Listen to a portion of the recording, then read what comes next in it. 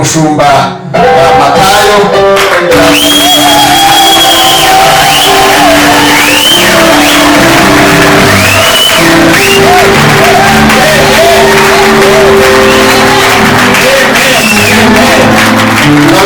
abantu barabwiriza cyane kubabona neza kejo mejo bundi nabwa buriya bundi icyo ni ikinyarwanda cyiza ejo nejo bundi nabwa buriya tuzaba ngira ngo uyu mugabo muramukunda tugire ko wakubakira uyu mugabo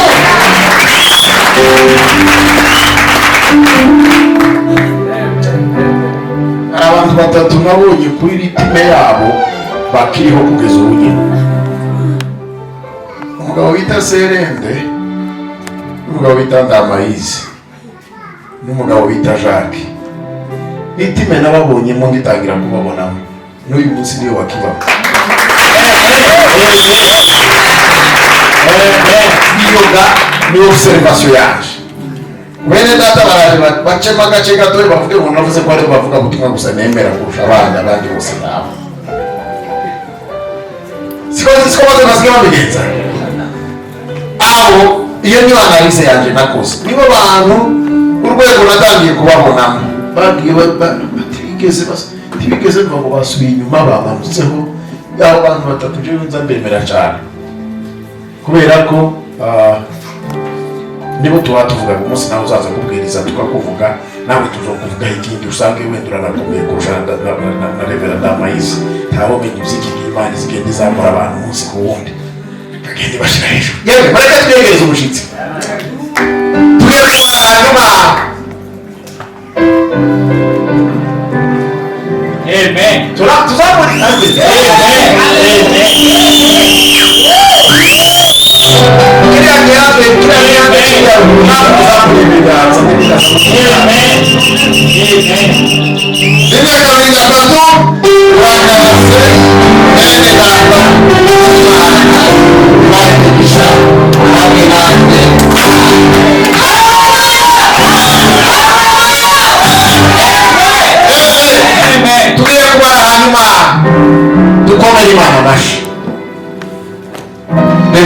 Erike araza kumuduhoberera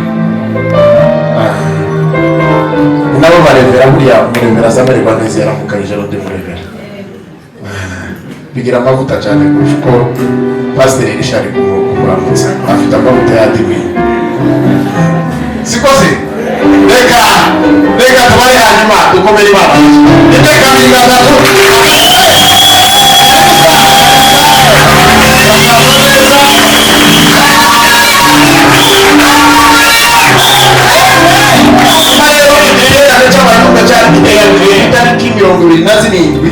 z'ukwezi kwa 10 kuwa 4 turagitangiye hanyuma rero abantu muzore kubunebwe muzobe mwikanisa mwuzura umwuka amahimba y'abanyamurenge n'abanyarwanda n'abaki muzuyareke tuzinire Yesu turirimbire Yesu twumve ijambo ry'Imana hanyuma Yesu agira aho tuvana n'abatugeze ikirenze cyo twabaruka Imana yagire neza bamugisha wese baherukana gake nyamara none usuye kubonana mfitejeje mana waduta ubisira kera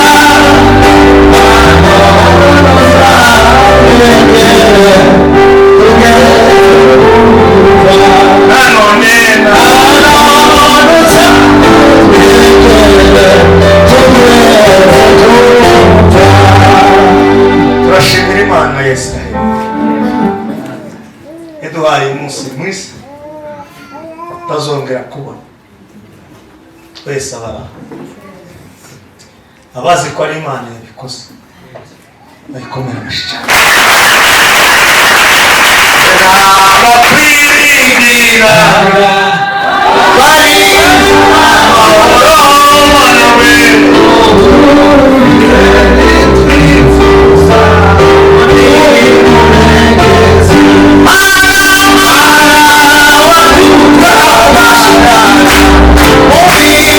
Yeah.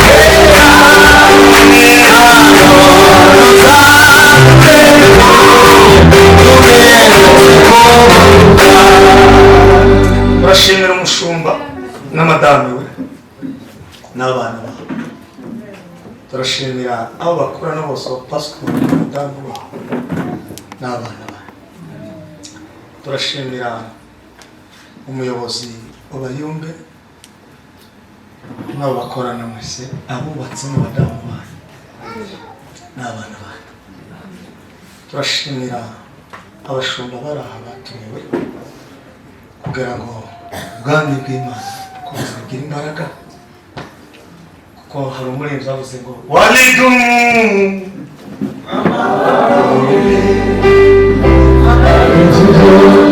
shanturana kwisi wamwenendo safi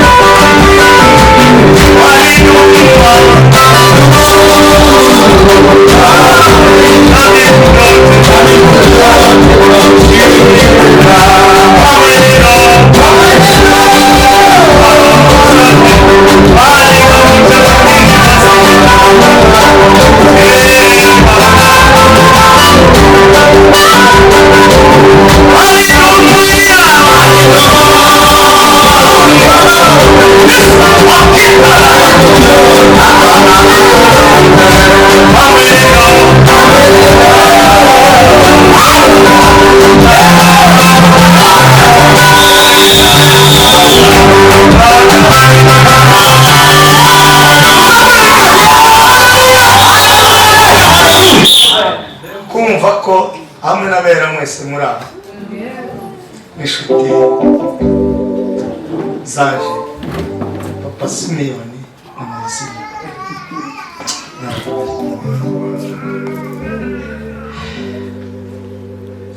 mugize neza. Kumva ko mu bagabo b'ibikoresho b'Imana batuye isi mugomba gutekereza ijuru n'amatara.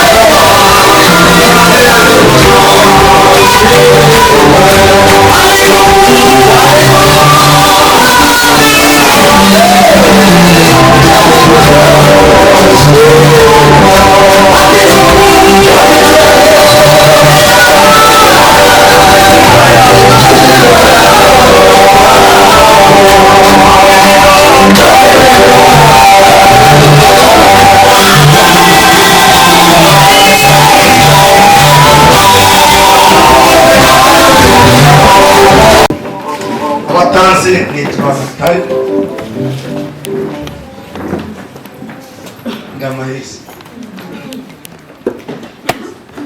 Muhoza n'umugabo Imana yagiriye neza.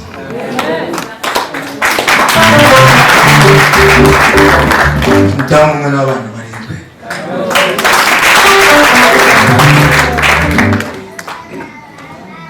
Imana yiruka kudukubita surprise ejo bundi.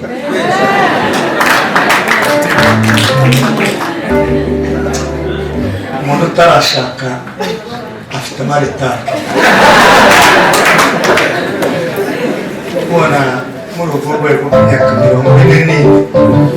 mfite umukwe.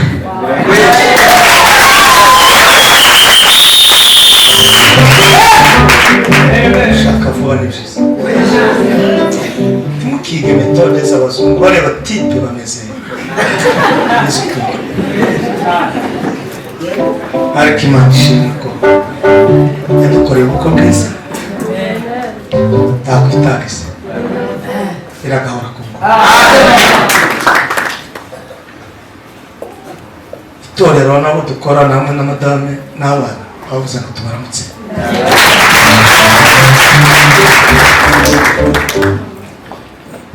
Turangije kwivuga tugiye kwijamisha. Anejejwe no kubana mwene data kinyamahanga. Umuntu twataramaje cyane. Abagabo bazi kwakira bavuga butumwa no kubatera inkunga. Umugabo uza wakira abashitsi biwe n'ibindi byose ukamenya. Uvuze ndakuvuze ese kubera iki? Abantu bafite kwiyumvira kwishi. Kubona tabona rezo werereye ariko nakubona umutima mwiza. Wayikaze. Okay. Topic iravuga ngo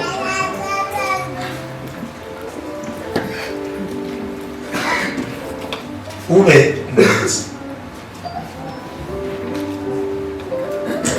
Ariko nahawe hano akantu Swahili chagize kakandi kantu kuongera. Ube umurinzi, ube umurinzi. Kiswahili chambye hano uwe murinzi. Chatse ndege. Hati kirundi chavuze gutegasha. Ngora kwita shaka mu kirundi ndaze ko mumenyere. Ari ngora nti. Ati mu kirundi abatasi abaki. Inezi. Inderezi. Nico chambere kugora.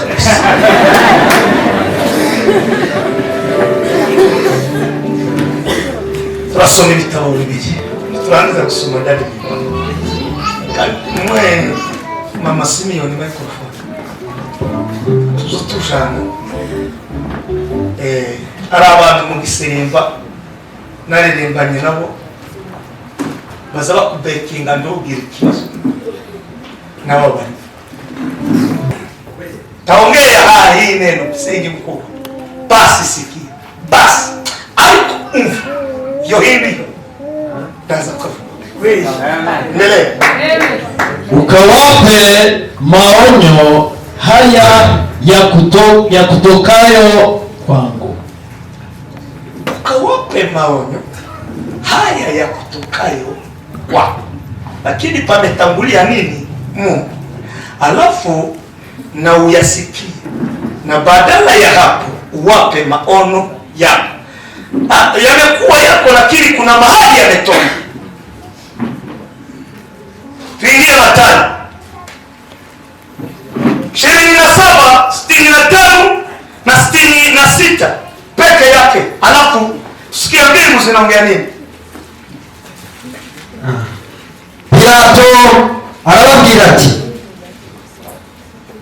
ngaba abarinzi nimugende mukirimbishe uko mubizi.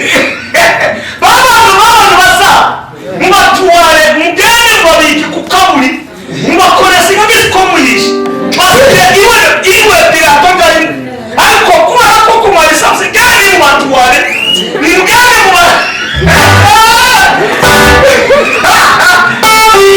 yako na neza kali dara ko kanisa ni Jesus warangise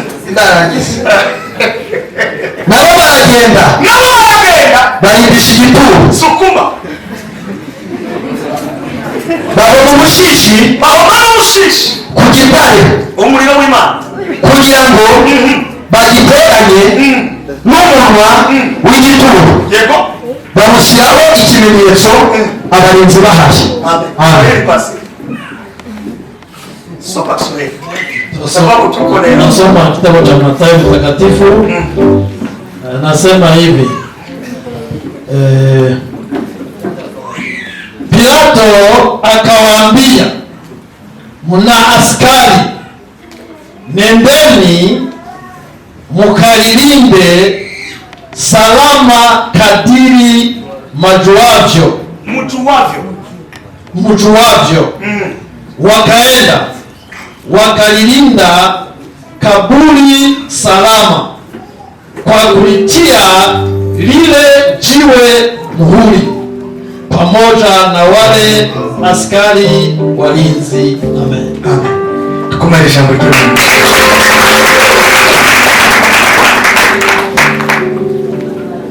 Tunataka imba wimbo ya Kiswahili kwa nyimbo za wokovu ya 141 141. Mkozi wetu ametupa furaha. Weka bani baki vitero hivi. Vitu vingi. Tenja. Ni mwagu.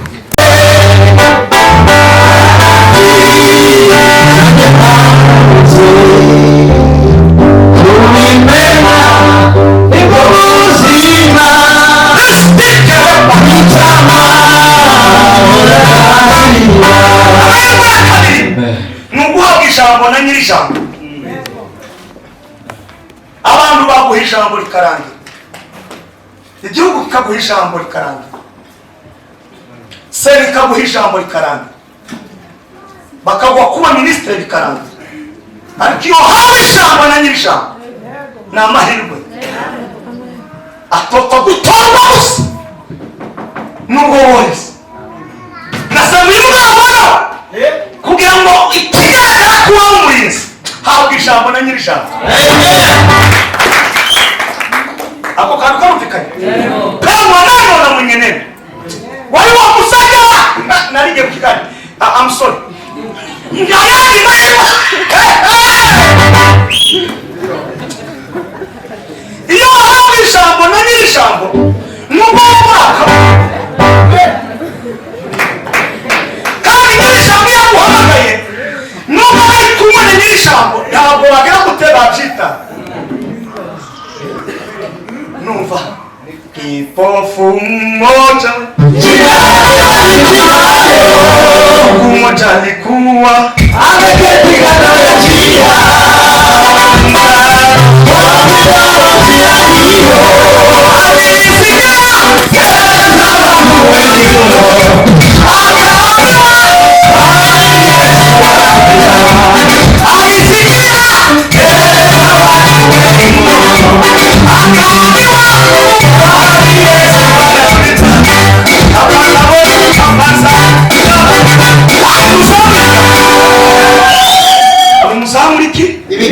muzamurire uko ngeze ariko mugenzi kini giterane cy'abapentekoste ntabwo ari cy'abakatolika.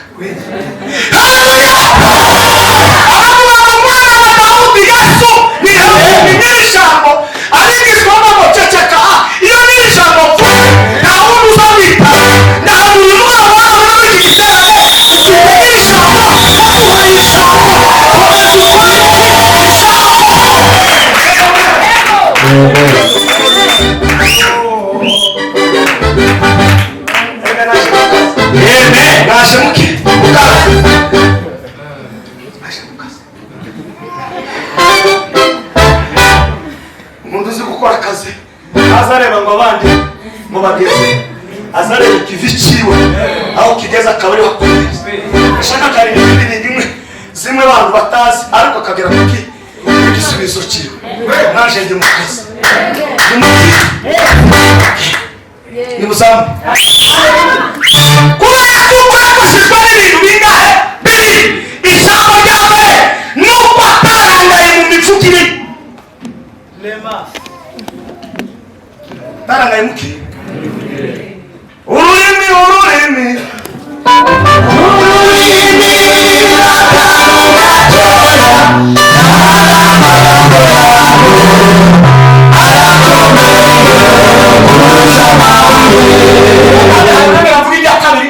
tuza na Hezekiya amahirwe ya gatatu ni waheze Imana ishoboye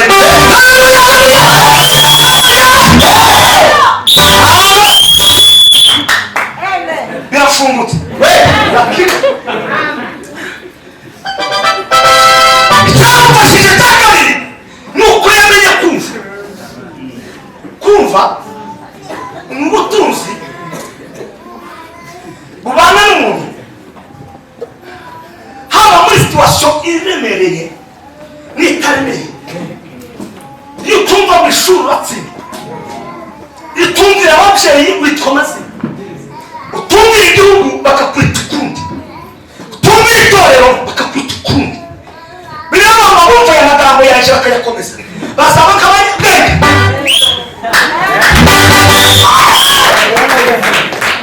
iyo umuntu yumvise ijuru rikavuga n'iri jambo akavuga ngo ni umunyabwenge, pasika iyo utumvise ubu wise ukundi witwa.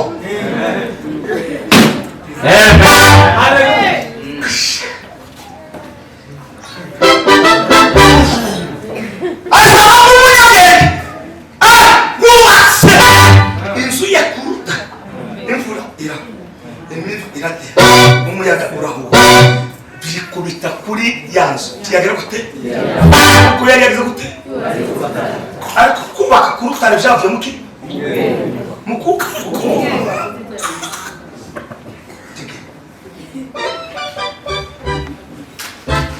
gutegeka kwa kabiri ibishaka kubyara n'umunani iravuga ngo ubwira umwete bakumvira Uwiteka. umuntu ashobora kumva ariko bashize mu mwete bikaba nta murinzi rero wowe umurinzi ngiye kuvuga ibintu bitanu ariko ntarabivuga maze ntuze rya jambo navuze hejuru ya Hezekiya. mugende amatwi cyane kuko ni muntu umva none ejo ibintu ntabizagora ndi muri introduction nimuyumviye nubwira umwete wo kumvira Uwiteka Imana yawe. ujya wahebe Hezekiya ijambo aramubwira ngo umve Hezekiya we kugeza iki umurinzi so ntiwaba umurinzi utumviye nyiri jambo. nagisubiramo jambo ry'Imana ryiza, jambo ry'Imana ryiza.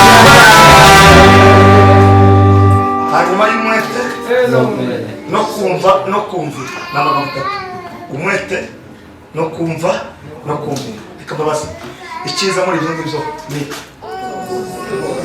byose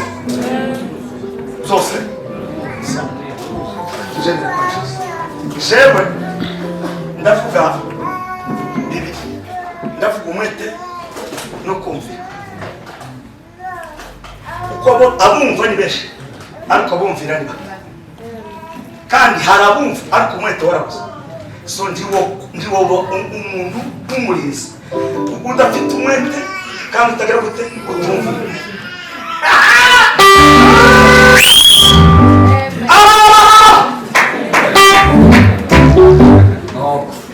dunia tulimo inayumba kama mlevi.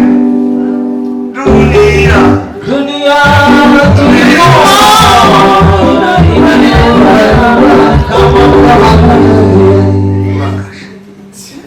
umenye setano ni hano watarabye mu musozi ube Imana mashimisha. nimubwira umwete wo kumvira Uwiteka Imana yawe.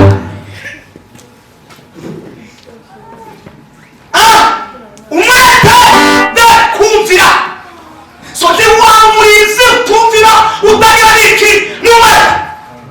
ayo ibishoboka ni ikinyoma. ushobora kuba wumva ko uri muri itora ryitwa okay kuba wariyandikishije no mu bitabo ariko umwete no kumvira no. ntabwo waza ku burinzi utumvira utagira n'iki bishoboka kandi iryo jambo ndaritse imbere kuko niryo rifite imbaraga zose. Watoto ulia wazazi nao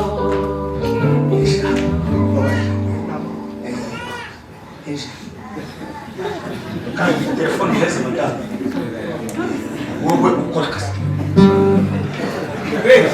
komera imana mushasha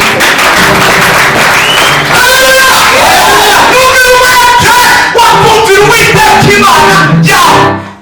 Uwiteka imana yawe izaguha umugisha. Abantu muri iki kinyejana bitwa ko ari abarinzi. Ijambo rya mbere nta mwete, rya kabiri nta kumvira. Barashaka ngo babone ibisubizo kandi batumvira batagira n'ikintu n'umwe.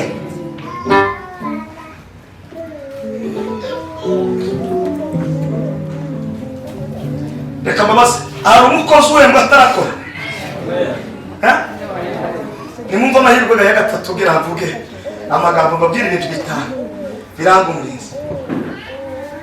Amahirwe ya gatatu nimukomere Imana amashyi. Aragori sino yashobora bata sinzi nawe ko yashobora n'Imana kuguheza ikomeza kubwira ngo kugiza umurinzi yarangiza ikaguheza n'amahanga ugendera. Nimunumve ikugiza umurinzi ikakubwira ngo amahame ni aya ngaya. Mu gice cya gatatu mu mahame yamuhaye iramubwira ngo uryamire urubavu rw'ibumoso iminsi 390 udahindukira. Wowe ushobora iryo hamwe urashobora sinobishobora nta mahisi ibingamye muri bogobogo vuba cyane bibwira ati ahubwo ndasubiye muri bogobogo nimba ari ukuvuga ngo bino subiye mu bibogo sinashobora habe nawe ngo bishobora. Biramubwira ngo kubikora niko Isiraheli ngo ya Isiraheli ariko Imana kubintu binga bibi icambe kuranyira igikoma. Ijambo rya kabiri gukora ibyaha by'ubusambo. Imana ngo ibone Hezekiya yaramubwira ngo kwikiza umurinzi ugenda uja kubwira ubwoko n'ubyo bahaye bakora byose kubera kuko byangeza none zamukuba umurinzi hejuru yabo kandi uzobahanura kandi ukubahanurira. Ndashaka kukubwira ngo ndi kumwe nawe ariko ukuntu bagoyere nawe niko bakugora ariko umutiyani gushizeho banza ugenda uryame kandi iminsi 390 uryamirwa. Wowe ushobora kinyama uzurindukira kandi ari mu gitanda mu ijoro dore idahano rikomeye mukozi w'Imana bose musohoka umufuko ku rubavu rumwe habe n'umuntu najya ndahindukira ndongera ndahindukira ndahondagarama kubera umuriro ndongera ndahinubikira kubera ko Imana yamubwira Hezekiya yamubwira ngo Hezekiya ndakubwiye ngo kwa woda yamwe nubwo naguhaye ijambo kandi nkaba nyiri ijambo ugiye gushana na jambo ukorane na jambo kwa ihame rya mbere ryamira urubavu kandi uko bikugora niko Isiraheli ngora. Icyaka mucunga gikomeye cyane iramubwira ngo ugende ufate ibishimbo ufate n'amashaza nurangiza ubihindura umukate nurangiza ufate umwanda w'umuntu nurangiza ari kugira ibyo kurya ugende urya. Iguhaye ijambo Imana yakera yari ifite uburakari bwo kagira ashimwe data w'umujuru wazanye Yesu yakaza divayi gushoboka. Iramubwira ngo genda uhindura umwanda ushireho n'amase nurangiza. Imana Hezekiya iramubwira ngo nibyo byo kurya ugomba kurya kandi iramubwira ngo uzoza ufata igihe cyo kunywa amazi apana ikanya kose numva inyota hari igihe hari iminsi yo kunywa amazi uzoza ufata igihe ntabwo ari ukuvuga ngo ugisaka nyota ngo ure kubanza ufushiremo intama zibiri hari igihe ukundi ukuhaye uvuga ngo birakugoye. Reka kubwira ubwoko bwa Isiraheli ubu ngutumyeho ngo bazaje mu bunyage kandi ibi ndimo kubwira ni ko bazabakorera mu burere kuba umuzamu sasa ariko mwazanye teme nawe sizi niba mwarayitekereje kuba muhinzi sizi ko mwayitekereje ibintu biri aha ngaha sinasomye kazaniruka mu waje gasura gafata mu mutwe kamusaba abagabo bazanye iki gitabo kubabikizanye babanje kugisoma cyangwa basomye gusa 33 no 47 bamaricarira ndi babanza ngo basome igitabo cya Ezekiel cyose barenje uyu mugabo yapambanye nabyo uzi kwikoresha umuntu wo tudashobora umurima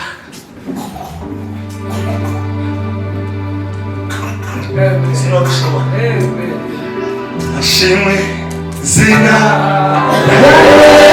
Yesu azize Satani ashimwe zina rya Yesu ashimwe zina rya Yesu azize Satani ambiwa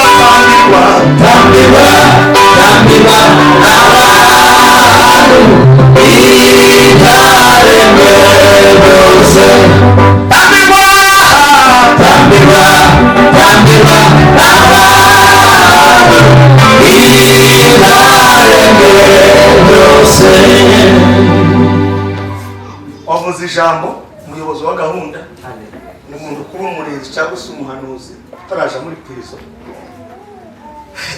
umuntu uburakamika uzasenge ntukayijemo bamwe muri aha ngaha ntawe watangariza abantu bavuga ngo nashiyemo hanaha ariko umunsi umwe nari mvuye bivuga butumwa umuhinga ibintu bitanu byotuma umurinzi nimukomere Imana amashimeshime kabivuge gahoro uko nibyo byiza icyane ni uko ugomba kumenya gukorera ku gihe cyawe n'Imana kujua kutumika kwa muda wako na Mungu mzee washize Yesu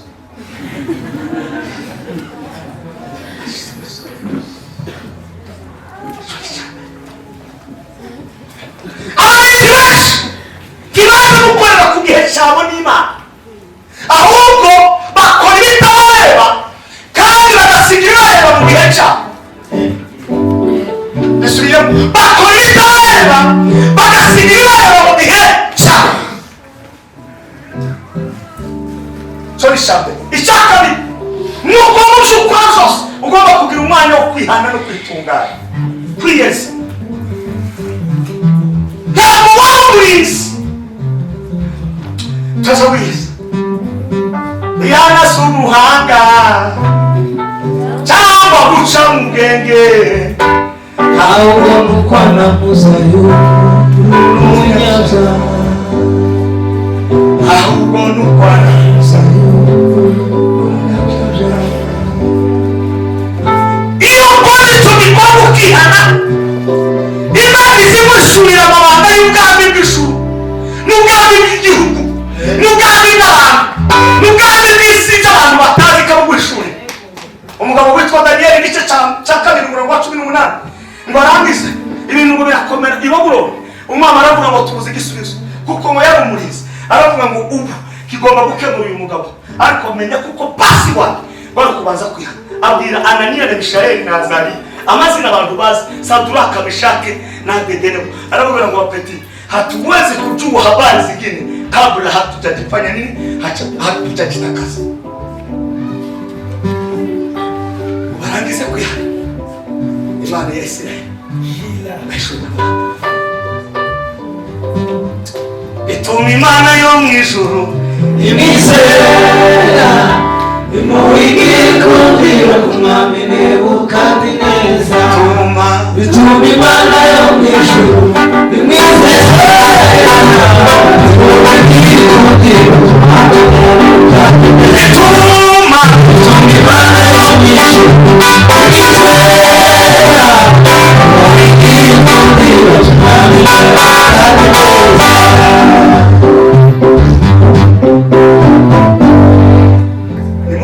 kiranga gira kugira ibintu bitatu bisigaye yanezerwa bata